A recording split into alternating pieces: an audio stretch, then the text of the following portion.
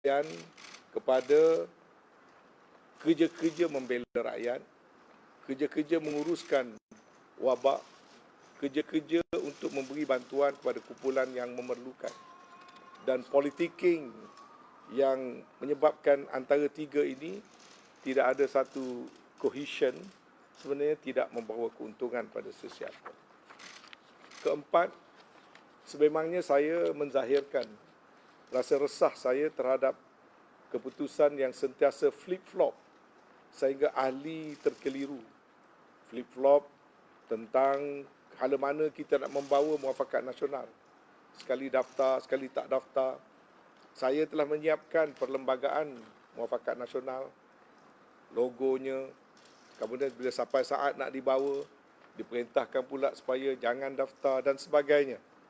Tidak mengapa, itu sebagai satu proses.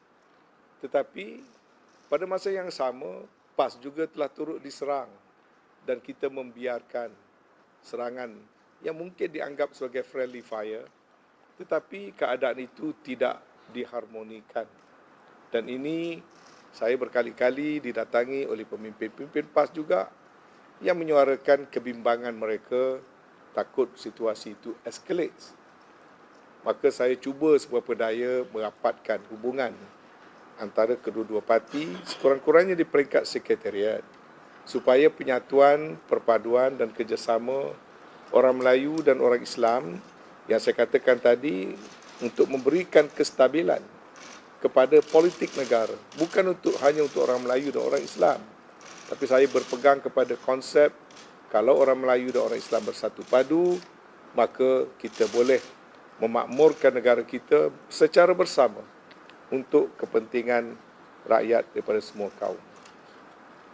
Saya juga tidak selesa dengan usaha berkali-kali bercakap tentang pembubaran parlimen. Pada pandangan saya, apabila kita membentuk kerajaan, tugas kita adalah untuk deliver kepada rakyat. Kita berempah pulas untuk nak meluluskan bajet. Sekarang bajet roll out mesti dilaksanakan. Kita sedang menyiapkan di fasa terakhir rancangan Malaysia yang ke-12. Pada fikiran saya, mewujudkan ketidakstabilan atau lagi nak mengadakan pilihan raya di saat rakyat sekarang begitu khawatir dengan penularan COVID-19 dengan angka 4 digit dan kita masih belum berjaya to flatten the curve. Ini semua sepatutnya kita tidak bercakap langsung tentang menimbulkan situasi tidak stabil dan lari fokus kita daripada menangani masalah COVID secara bersama. Tetapi kita secara berterusan mendengar usaha-usaha untuk membubarkan parlimen dan sebagainya. Yang saya berpendapat perkara itu harus ditangani di peringkat pucuk pimpinan tertinggi. Kalau dah sampai masa nak buat, buatlah. Tetapi kita kena ambil kira dulu semua faktor dan tidak boleh kita cuba menggerakkan kononnya akar umbi tanpa memberikan gambaran. Kalau buat ini berlaku. Kalau buat ini berlaku. Sebab tanggungjawab kita adalah untuk menguruskan situasi yang ada secara bersama. Maka pada saya tumpuan menguruskan masalah COVID yang sedang dilaksanakan oleh kerajaan harus diberikan dukungan tanpa ada sebarang distraction ataupun mengubah prioriti yang berkenaan. Seterusnya saya juga nampak di dalam parti berbeza dengan parti-parti yang lain di mana semacam wujud ketidakharmonian dan ketertiban tertib dalam parti yang mana serang menyerang antara satu sama lain. Saya turut terlibat beberapa kali walaupun saya tidak memberikan sebarang reaksi, tetapi pimpinan saya dah beritahu kepada Presiden perkara itu harus ditangani. Mereka-mereka tertentu harus dinasihati. Jangan expect untuk saya juga ada pun orang lain membuat reaksi secara terbuka kerana itu tidak baik. Kalau ada perbezaan pendapat, ada tempat yang kita berbincang. Tetapi semacam perkara-perkara itu sengaja diadakan dan ini Kalau kita tak boleh mengharmonikan parti kita sendiri, bolehkah rakyat percaya untuk kita mengharmonikan negara yang lebih besar, yang lebih kompleks? Dan akhir sekali, last but not least, ialah keputusan parti no DAP, no Anwar, sokongan secara en bloc dan sebagainya masih intact sampai ke saat ini. Belum pun diubah. Tetapi kelihatan secara nyata keputusan-keputusan yang dibuat oleh parti itu tidak dihormati hatta oleh pucuk pimpinan sendiri.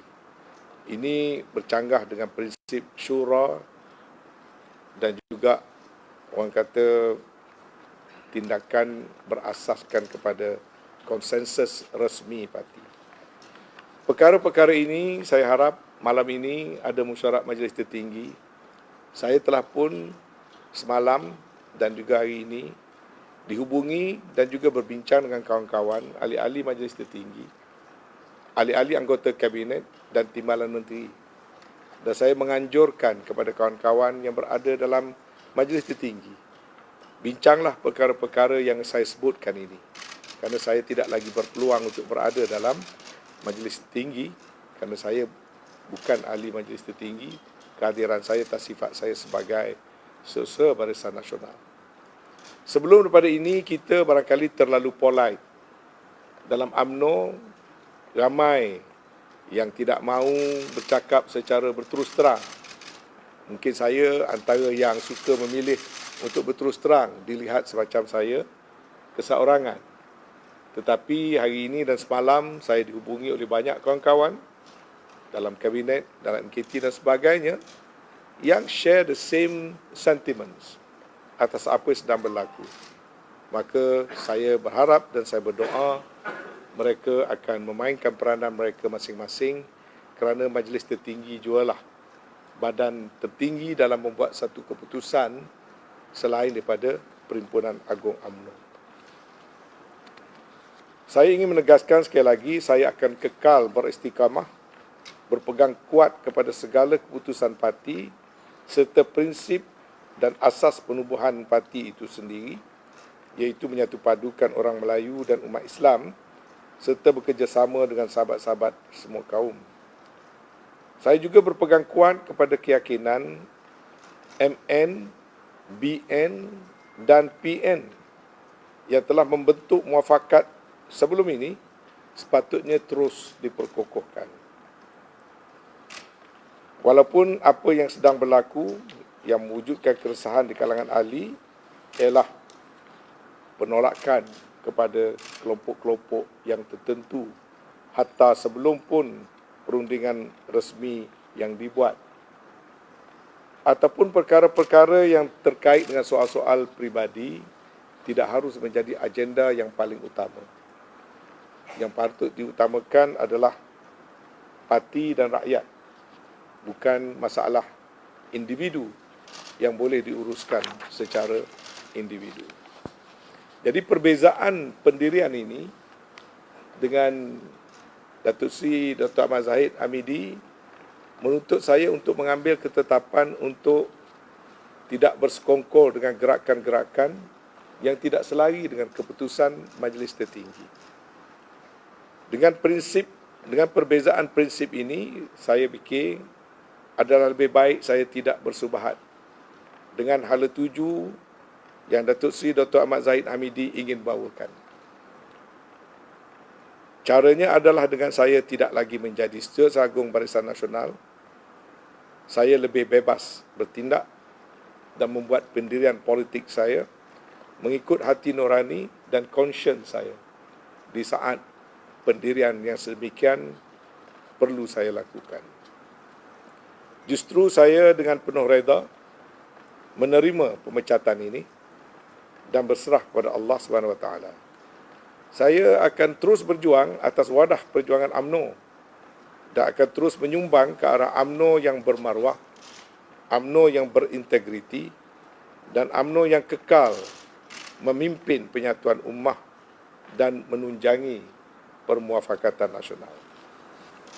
Akhir sekali, yang nak saya sampaikan ialah saya menyeru kepada semua ahli-ahli UMNO untuk merapatkan saf dan menjunjung tinggi dasar dan falsafah perjuangan parti serta apa-apa yang parti putuskan.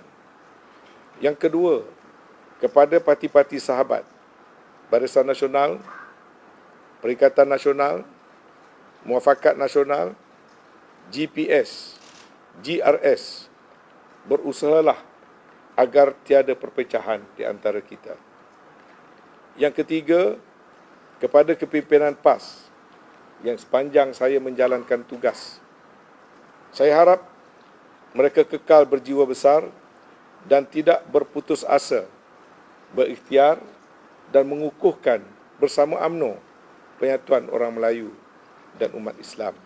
Walaupun saya tahu PAS banyak sekali tersinggung dan terkeliru dengan apa yang pucuk pimpinan UMNO lakukan, saya harap pemimpin PAS dapat bersabar dan meneruskan perbincangan, engagement atas matlamat. Tanpa penyatuan antara UMNO dan PAS, maka penyatuan dan perpaduan orang Melayu dan umat Islam tidak akan sempurna. Kepada sahabat-sahabat kepimpinan Parti Bersatu, saya menyeru dengan peristiwa yang berlaku ini agar mereka lebih memahami sensitiviti akar umbi UMNO.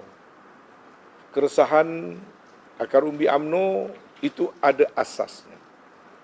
Oleh kerana perpecahan itu berlaku antara UMNO dan Bersatu beberapa ketika dulu, maka terdapat sensitiviti tertentu yang saya merasakan di pihak Parti Bersatu boleh mengambil pendekatan agar kerenggangan itu dapat diperbaiki. Saya ada menghubungi Presiden Bersatu, misalnya tentang berita mencuri ahli, mengambil ahli tanpa keizinan dan sebagainya, dan saya beri pendapat secara direct kepada Yang Amat Berhormat Tan Sri Muhyiddin agar mencari jalan supaya tidak berlaku pinching of members di antara parti-parti sahabat. Dan kalau itu berlaku, maka elok juga cari jalan supaya misunderstanding sedemikian dapat diperbaiki. Pokoknya jangan kerana itu Bersatu dan UMNO berpecah belah.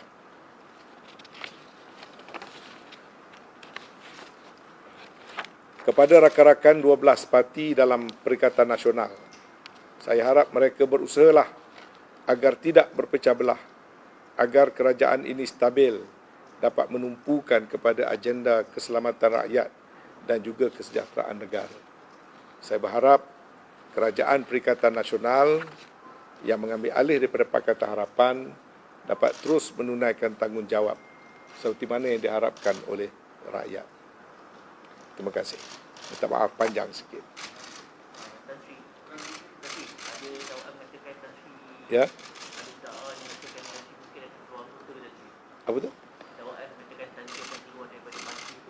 Saya akan keluar dari parti.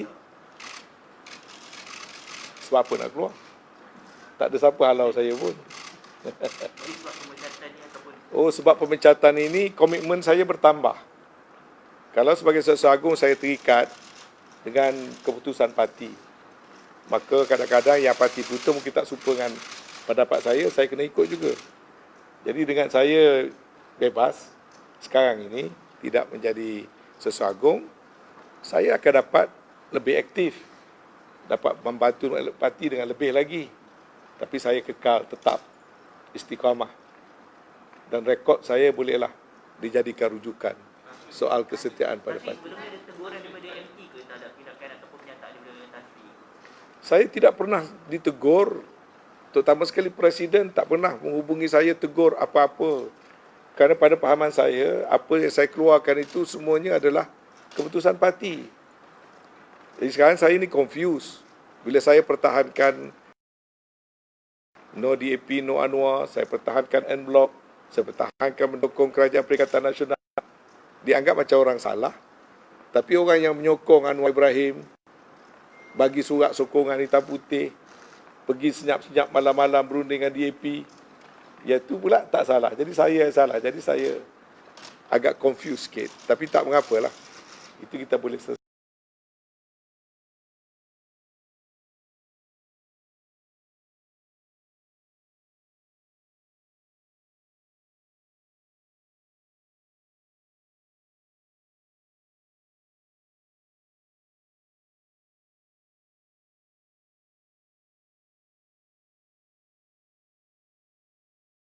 selesaikan.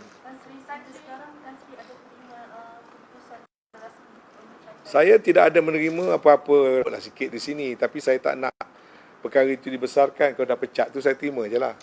Tapi sebenarnya kalau mengikut peraturan, pecat dan lantik tak boleh dibuat oleh Presiden UMNO. Ya, dia mesti dibuat oleh pengurusi Barisan Nasional dalam mesyuarat Barisan Nasional. Tak boleh dibuat oleh Presiden UMNO dalam pertemuan dengan ketua-ketua bahagian UMNO secara peraturan. Ya. Sebab dia tertulis jelas, nak lantik mesti dengan berunding dengan parti-parti yang lain. Dalam Barisan Nasional, satu parti, satu vot. 3 parti lain juga berhak nak mencadangkan siapa ganti jadi Seksua Agung misalnya. Jadi, dia hanya valid kalau dibuat dalam mesyuarat Barisan Nasional. 10 bulan yang lalu, Datuk Seri Nazri Aziz terpaksa dilucutkan semula daripada menjadi Seksua Agung Barisan Nasional kerana pelantikan dia dibuat oleh Presiden UMNO. Ya, walaupun kita take for granted lah Presiden UMNO itu pengurus CBN, tetapi kita kena respect kawan-kawan kita. Don't take them for granted.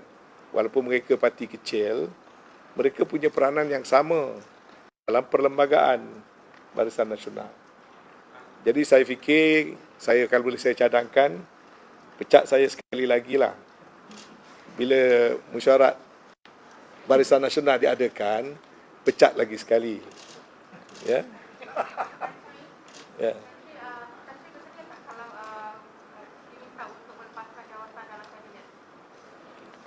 Ini 2 isu yang berbeza. Jawatan dalam kabinet adalah prerogatif Perdana Menteri. Jawatan dalam Barisan Nasional itu lantikan Dewan Tertinggi Barisan Nasional.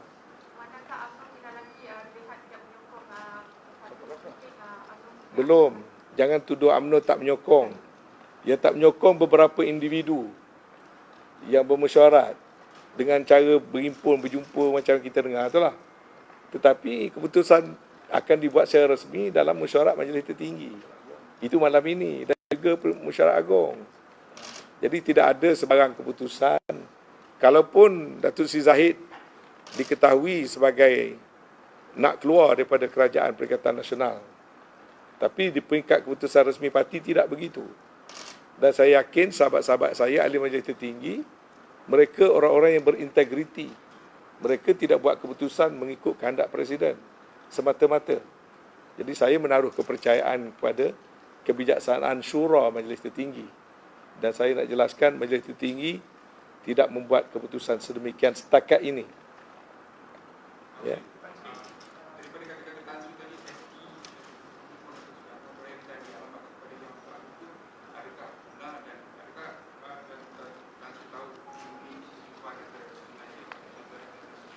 Saya tahu semua sekali. Dan surat ini saya dah semak dengan banyak pihak. Surat ini adalah tulen. Ya. Dan dalam surat-surat ini antara perkara-perkara yang disebut adalah untuk menjatuhkan kerajaan yang ada sekarang, menukar Perdana Menteri dan menjanjikan kesetiaan kepada Datuk Seri Anwar Ibrahim. Cuma sebelum pada ini kita tak bincang. Majlis Tertinggi pun tak bincang. Atas dasar antara 2 mudarat, yang mana mudarat yang lebih besar kita elakkan. Tapi oleh kerana ini adalah antara perkara yang paling utama, perbezaan pendapat saya dengan pengurusi saya terpaksa berterus terang. Kalau tidak, ahli-ahli di bawah tak faham. Ahli di bawah tak tahu. Ya.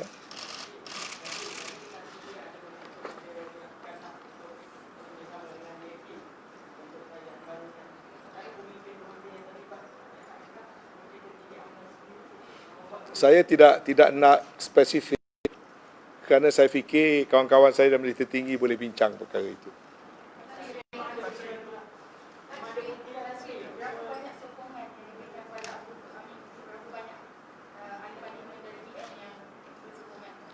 Ahli BN tak tahu sebab kita tidak pernah dirujuk mengenai perkara ini. MP. ahli-ahli Parlimen UMNO tidak pernah diberitahu secara resmi oleh parti nak sokong Anwar. Dan setakat ini ahli-ahli Parlimen buat penegasan berkali-kali tak mahu bekerjasama dengan DAP dan Anwar dan berpegang kepada keputusan resmi parti. Jadi kalau tanya berapa orang, kita tak tahu sebab ini bukan konsen parti. Ini individu yang mengambil keputusan. 11 Oktober.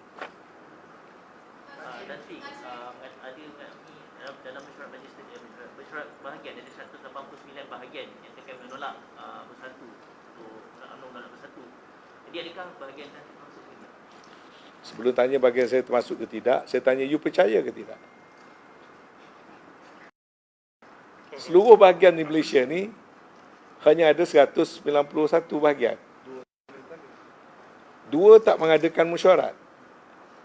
Yang bermesyuarat 189. Adakah you yakin semua bahagian 189 termasuk ketereh menyokong untuk tidak bersatu dalam PRU 15? Adakah bahagian Semberung sependapat begitu? Adakah Rembau Thomas Hassan sependapat begitu? Adakah Putrajaya bawah Tekunan berpendapat begitu? Adakah Bera bawah Naib Presiden berpendapat begitu? Adakah bahagian Mahathir Khalid Naib Presiden berpendapat begitu?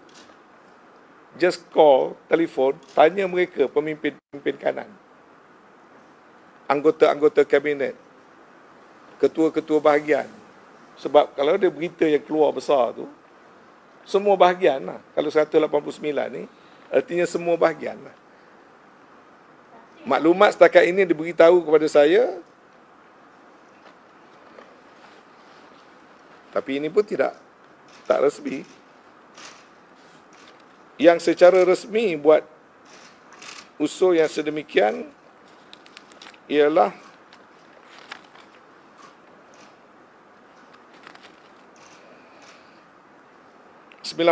bahagian yang directly menolak kerjasama dengan PBM. Usul dia bahagian ni buat macam-macam. Yang ni terima DAP, tak terima Anwar, ada yang terima Anwar, tak terima DAP. Yang ni pula usul dia hanya tak nak PBM, dia tak usik soal nak, dia intact no Anwar, no DAP kekal. Dia cuba tak nak PBM. Jadi berbagai-bagai. Sebab usul tu bukan standard. Dan saya juga nak sebut, mengikut peraturan, yang dimaksudkan dengan usul dalam mesyuarat perwakilan itu adalah usul untuk dibawa ke Perhimpunan Agong. Dalam prosedur, usul-usul itu setelah habis mesyuarat di bahagian hendaklah mengangkat secara bertulis usul itu kepada urusia parti. Dan juga mengikut peraturan dan amalan, parti membentuk penapis usul. Terima tu tapis dulu. Yang mana yang lock, stock and barrel tak terima Anwar, tak terima DAP. Yang mana pula yang terima Anwar, terima DAP. Yang mana pula hanya nak tolak bersatu, tapi dia juga masih kekal dengan no Anwar, no DAP. Jadi dia berbagai-bagai. Jadi jawatan kuasa penapis usul, tapis dulu. Kemudian bawa laporan kepada jawatan kuasa pengurusan.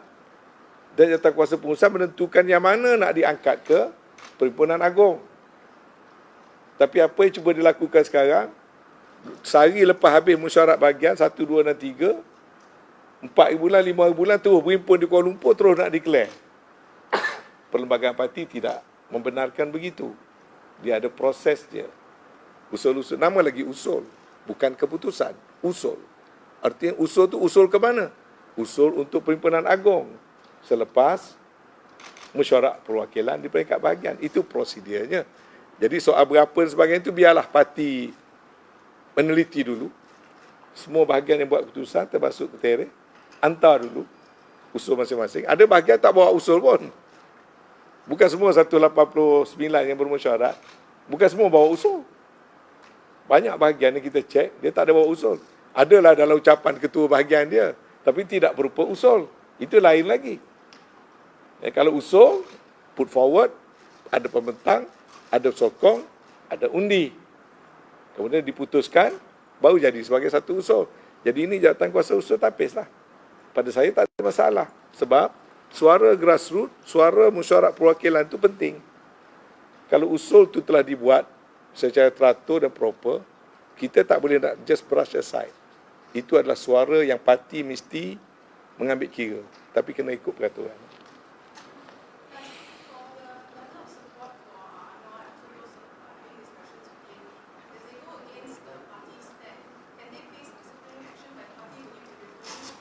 Ya, kalau tidak ada antara dua darjat, itulah.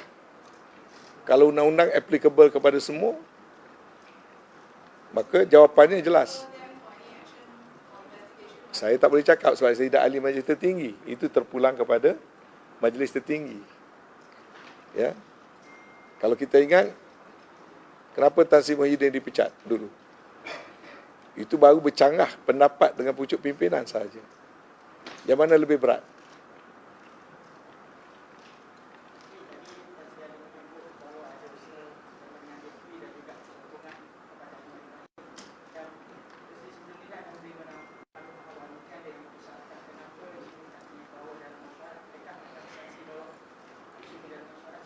Saya tidak ahli. Saya ini dilantik atas sifat turut hadir. Saya bukan ahli majlis tertinggi. Mungkin terlupa, saya bertanding timbalan presiden, tak menang. Dan saya tak bertanding ahli majlis tertinggi. Ini bukan isu BN. Surat itu adalah surat daripada UMNO, Presiden UMNO. Maka di peringkat BN, memang tak bincang. Okey.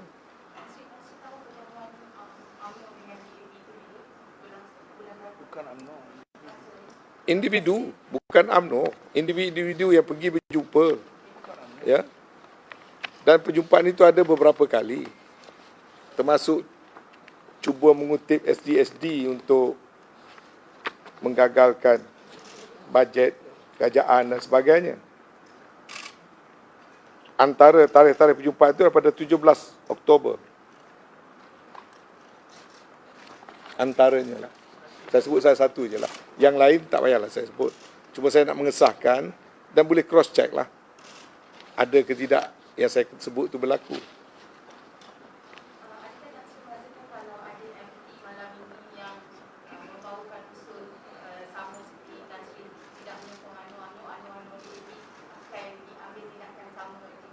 Saya tak boleh buat spekulasi. Saya kena hormat kawan-kawan saya dalam MT. Siapa dalam pimpinan UMNO tersebut? Siapa dalam UMNO sebenarnya yang telah berjumpa dengan PIB? Adalah mereka dari kalangan pimpinan. Dia di kalangan ahli majlis tertinggi di peringkat pimpinan. Sekiranya keputusan yang dibuat oleh MT malam ini adalah keputusan yang tidak penting, dan sekiranya keputusan itu melibatkan untuk tidak bekerjasama dengan Bersatu, adakah Tan Sri akan menerima dengan haji tersebut ataupun Kita tak usah pakai yang sekiranya ya, sebab dia belum berlaku. Jangan prejudis terhadap kebijaksanaan Majlis Tertinggi UMNO. Pengalaman saya ahli Majlis Tertinggi paling lama sekali. Ya. Hampir 30 tahun, sejak 1990. Pengalaman saya menyatakan Majlis Tertinggi UMNO mempunyai kebijaksanaan yang sangat tersendiri. Ya. I have full trust in our Supreme Council.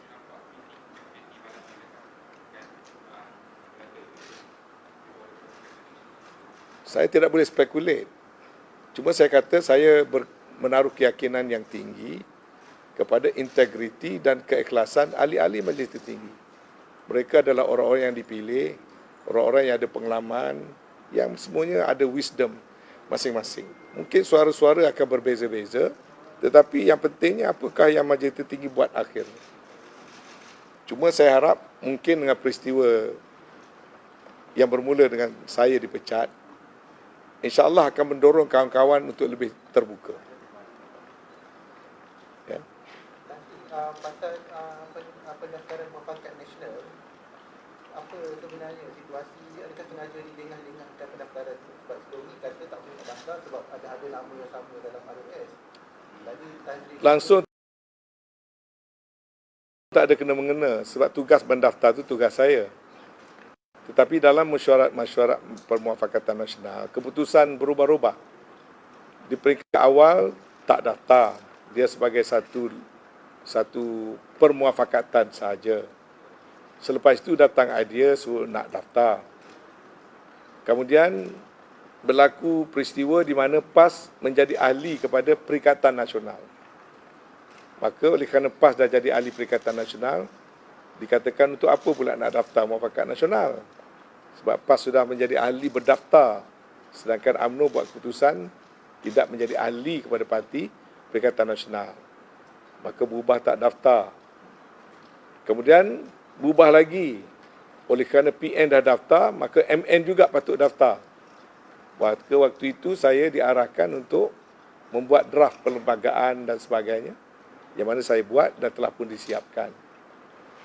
Kemudian pada bulan November, bila kita nak masuk bincang tentang pendaftaran, kita diarahkan sekali lagi oleh Presiden supaya membawa usul dalam mesyuarat itu supaya ianya tidak didaftarkan. Jadi ding-dong antara daftar dengan tak daftar itu sampailah keputusan yang terakhir, mesyuarat yang paling terbaru dalam MN memutuskan tidak perlu MN didaftarkan.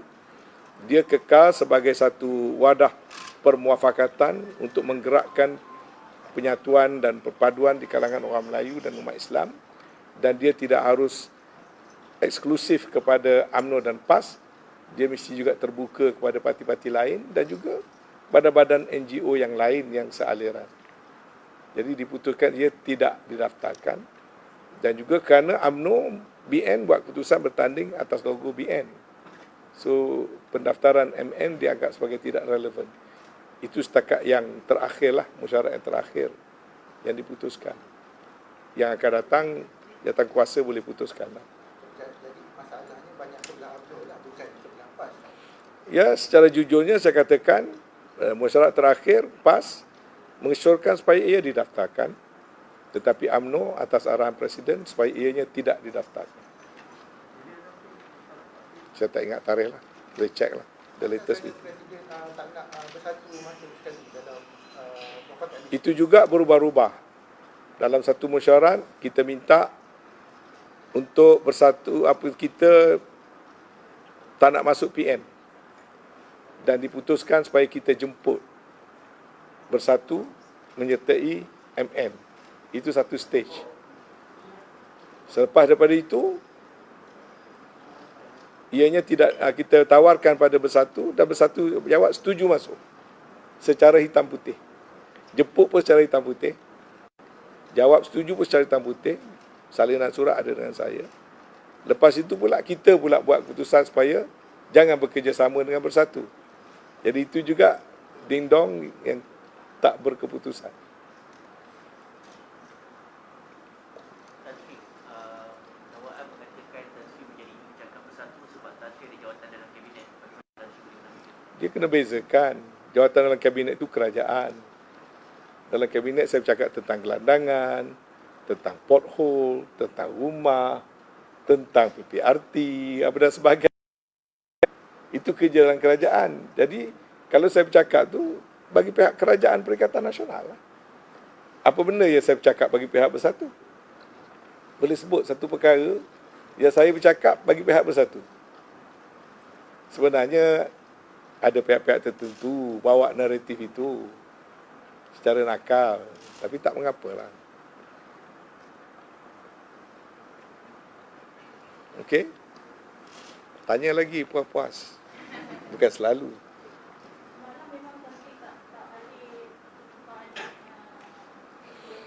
Saya tak hadir sebab tarikh perjumpaan itu diubah.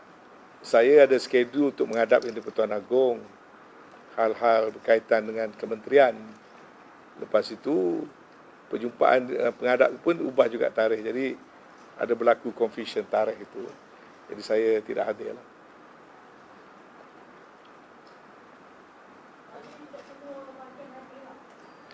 Yang hadir lebih kurang 120 daripada 191 bahagian. Ramai tak hadir lah. Bukan 70 bahagian tak hadir. Kebetulan ada banjir di Johor, ada banjir di Pahang, ada yang sengaja tak mahu hadir dan sebagainya lah.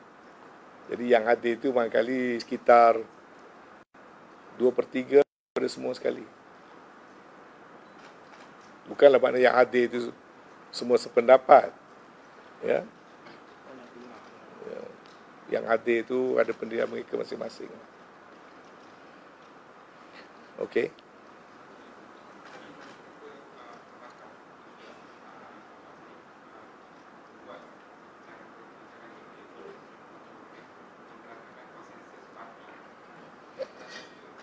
Saya fikir begini, sebenarnya UMNO punya keputusan-keputusan resmi, saya anggapkan keputusan yang cukup bijaksana. Waktu kita nak menyertai kerajaan Perikatan Nasional, kita bincang berkali-kali, siang dan malam. Dan kita fikirkan penyertaan kita dalam Perikatan Nasional adalah perlu nak menyelamatkan negara daripada kaedah ataupun cara pentadbiran terutama sekali yang melibatkan DAP. Jadi keutamaan kita waktu itu adalah untuk mewujudkan satu kerajaan yang baru. Jadi apabila kerajaan ini sudah terbentuk, saya merasakan tugas UMNO dengan pengalaman yang ada pada kita, kena gunakan pengalaman kita ini untuk membantu Perdana Menteri. Kita beri akuan bersumpah untuk menyokong Perdana Menteri Tan Sri Muhyiddin Yassin. Tak ada siapa pun paksa kita. Tak ada siapa pun. Kita sendiri secara sukarela nak menyokong Tan Sri Muhyiddin sebagai Perdana Menteri. Oleh sebab itu, tanggungjawab UMNO pada saya tidak kecil. UMNO kena sumbangkanlah kebolehan, kepakaran, pengalaman dan juga jumlah kursi yang ada untuk kebaikan.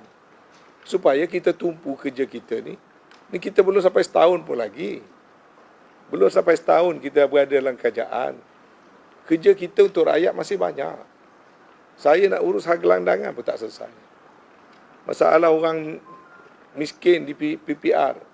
Itu saya ni kementerian yang paling kecil. Orang lain kena jaga satu Malaysia. Saya jaga Kuala Lumpur dengan Putrajaya, sikit Labuan. Pun belum dapat selesai.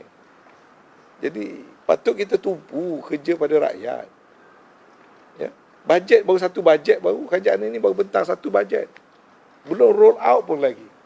Dah kita nak bergaduh sesama kita. Jadi kita ni nak utamakan rakyat ke nak utamakan peribadi? Saya tak tahu, saya rasa malu pada rakyat kalau orang tengok kita orang politik ni asyik mikirkan soal apa jawatan kita dapat. Rakyat di luar sana tu, dia mengharapkan kepada kerajaan pulihkan ekonomi, selesaikan masalah rakyat, jamin keselamatan rakyat. Banyak lagi perkara yang tak buat. Tapi kita tengok sekarang ini, cuba bandingkan berapa kali kita meeting bincang agenda rakyat. Berapa kali kita dalam UMNO meeting bincang agenda Melayu. Sehinggakan Perhimpunan Agong tak bincang dah soal orang Melayu. Kita duk bincang nak pecat siapa, nak buang siapa. Kalau kita buat begitu, kita akan kalah dalam pilihan raya. Kita jangan andaikan kita UMNO ni automatik mesti menang. Dan jangan andaikan juga orang lain tak boleh menang. Rakyat sekarang dia tidak semesti ikut parti. Saya selalu katakan, ahli parti UMNO tu memang ramai.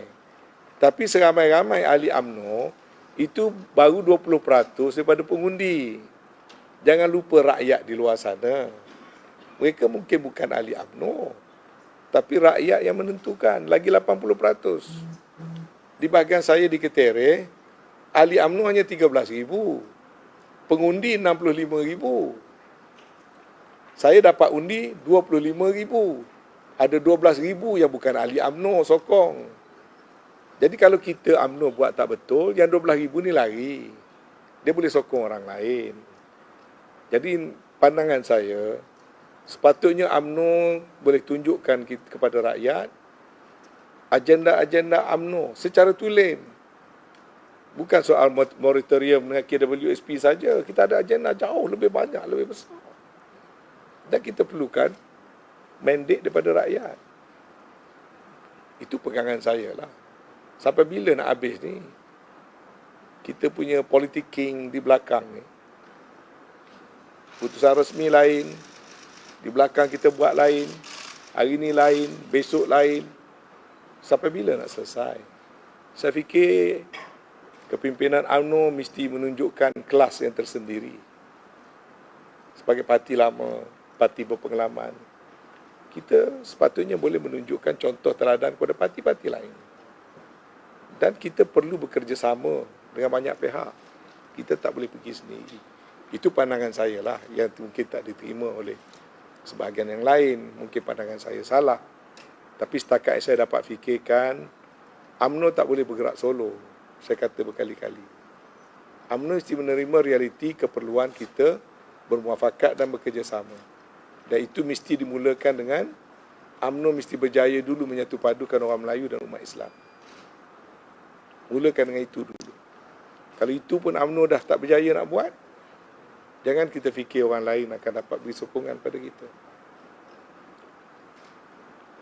Okey, panjang ya. Terima kasih banyak-banyak lah. Ya, terima kasih banyak-banyak. Alright. Okay, thank you. Ya. Tak payahlah. Buat apa nak nunjuk surat? Tunjuk PC saya tu lah.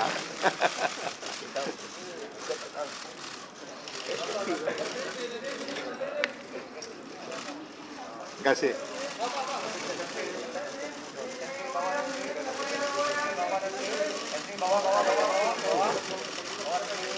Di bawah-bawah tunjuk Zoom tengok apa konten.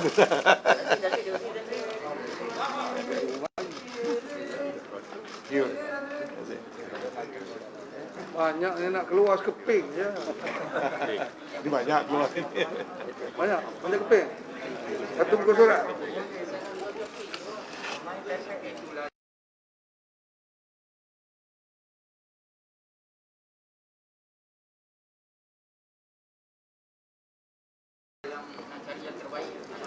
Ha? Okey, terima kasih. Assalamualaikum. Asyik.